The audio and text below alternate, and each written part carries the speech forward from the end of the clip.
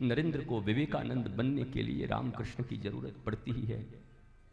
किसी भी शिवा को छत्रपति शिवाजी बनने के लिए समर्थ श्री रामदास जी की जरूरत पड़ती है। अरे छोड़ो दुनिया वालों, गोविंद का भजन करते करते जिसने बचपन से सबका परित्याग कर दिया, गलियों में घूमने लगी, उसे भी रोने के सिवा कुछ नहीं मिला। लेकिन अपने 42 साल के उम्र में जब उस मीरा को रैदास जी के रूप में, इसी जब गुरुदेव के रूप में रैदास जी मिले, और तब जाकर गुरु के ज्ञान से वो 42 साल तक कृष्ण के लिए रोती रही, चिल्लाती रही, गलियों में दौड़ती रही।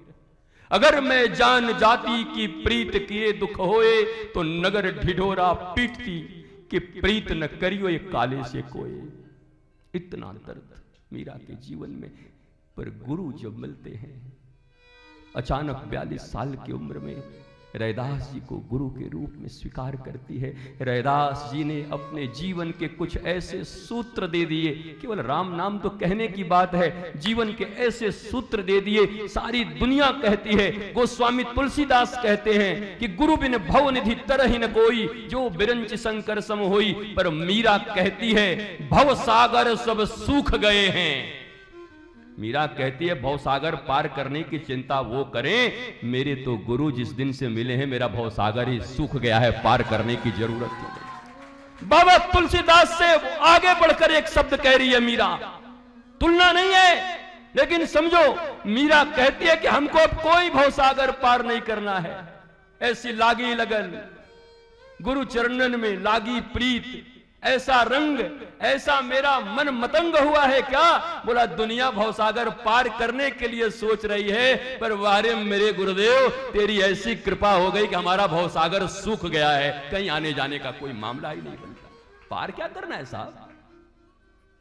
दुर्वासा की तरह जमुना जी जगह दे रही है, दुर्वासा जी को, गोपियों को जगह दे रही हैं। भगवान नंद बाबा जब भगवान कृष्ण को मस्तक पर लेकर के सूप में जा रहे हैं, तो यमुना जी जगह दे रही हैं जाने के लिए। होगी यमुना जी में बाढ़, पर नंद नंदन जब मस्तक पर सवार हो, कृष्णम बंदे जगत गुरुम को जब लेकर के कोई मस्तक पर चलता हो, तो ये बाढ़, ये ज्वालामुखी, ये आने वाले जीवन में उथल पुथल तूफान कुछ नहीं बिगाड़ सकते। ज्वालामुखी भी रास्ता दे के तैयार रहती है। बड़ा रवकार है हमारे नंद नंदन आ रहे, बस मस्तक पर कौन हो, बुद्धि में कौन हो, चिंतन में कौन हो, वो कृष्णम बंदे जगत गुरुम हो। बुद्धि में, मस्तक पर रखने का यही मतलब है। सूप पे रख लिया, दौरी पे रख लिया, माथे पे, मस्तक का मतलब बुद्धि में कृष्ण आ गए, बुद्धि शुद्ध हो गई, विवेकवान हो गए। अब इस बुद्धि में कृष्ण के सिवा कुछ नहीं, आनंद के सिवा कुछ नहीं, कृष्णम बंदे जगत गुरुम के सिवा कुछ नहीं। वो मीरा 42 साल के बाद ताल ठोक कर गाकर कहती है, पायो जी मैंने राम रतन। ये इतना महत्वपूर्ण नहीं है।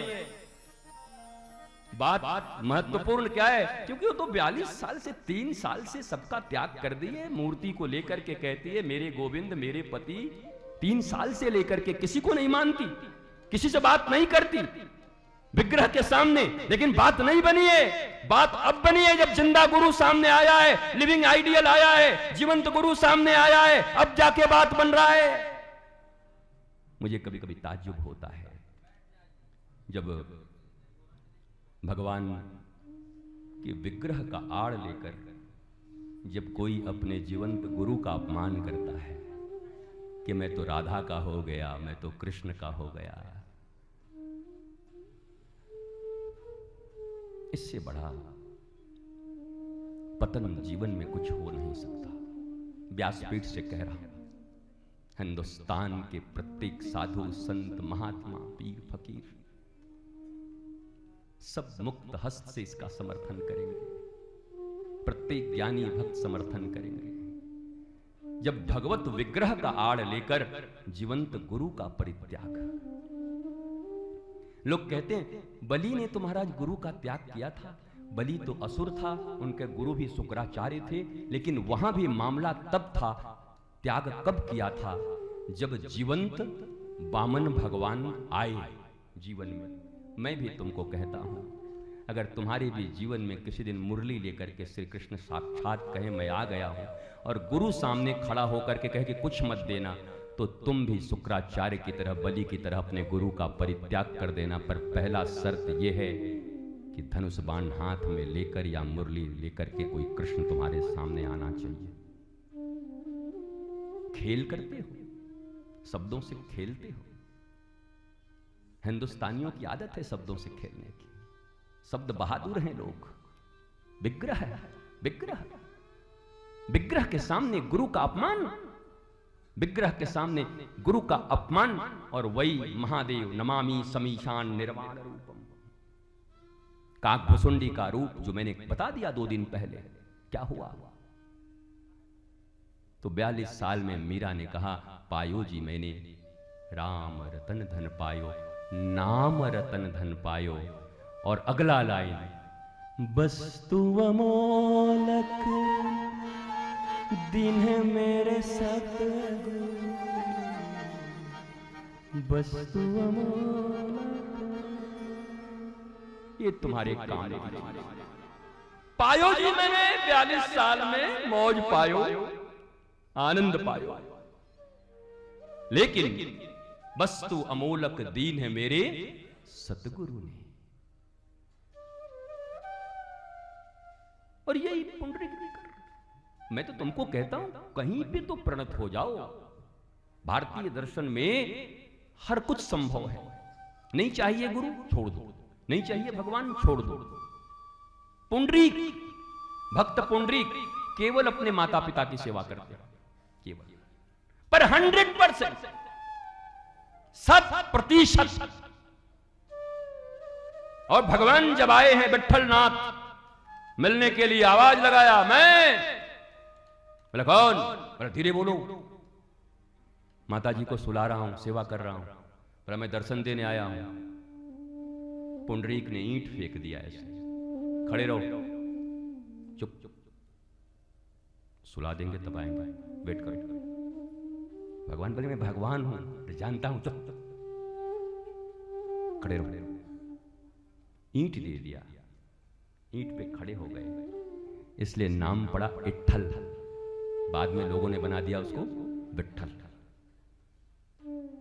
माता पिता की ही सेवा करो, पर 100% करो, तब भी भगवान द्वार पर आएगा। तुम करोगे, तुमसे होगा, कर पाओगे। कैसे गुरुजी? पक्का बोल रहे हैं? मैं बोल तो रहा हूं पक्का। भगवान आएंगे पक्का, ये बात पक्का है। रावण ने अपने मां की बात मानी, कैकसी की। अयोध्या में कैकई और लंका में कैकसी, दोनों के नाम भी बड़े मिलते जुलते हैं। कैकसी ने बचपन में, रावण किसी की बात नहीं सुनता था, रावण केवल अपनी मां की बात सुनता था। और मां असुर कुल से थी और बचपन से यही सिखाती थी कि तूने मेरा दूध पिया है तो बिल्कुल मेरे जैसा है। तेरे मामा लोगों के साथ बड़ा गलत व्यवहार हुआ है बेटा, बड़ा हो तो ये देवी देवता जितने हैं ना, इनको पटक पटक के मारना। ये सिखाती थी कैकसी। मामा लोगों को बड़ा दुख दिया है इन लोगों ने, मामा के पक्ष में करती थी और मां की बात सुनती थी। तो किसी ने पूछा, गुरुजी आपने कहा है कि अगर कोई 100% अपनी मां को या पिता को माने तब भी भगवान द्वार पर आते हैं। मैंने कहा मैं कायम हूं, क्योंकि राम को अयोध्या से चलकर लंका जाना पड़ा रावण के पास। रावण नहीं आया था, भगवान तो गए हैं। अब यह बात रावण के ऊपर थी, या तो पहचान लेता, या तो समर्पण कर लेता, या तो स्वीकार कर लेता, या 31 बाणों से अपने प्राणों का उत्सर्ग कर दिया। उसने मृत्यु हो गई। गए तो जरूर, पुंडरीक के पास आए तो रावण के पास भी गए। भगवान माता पिता की सेवा से, हां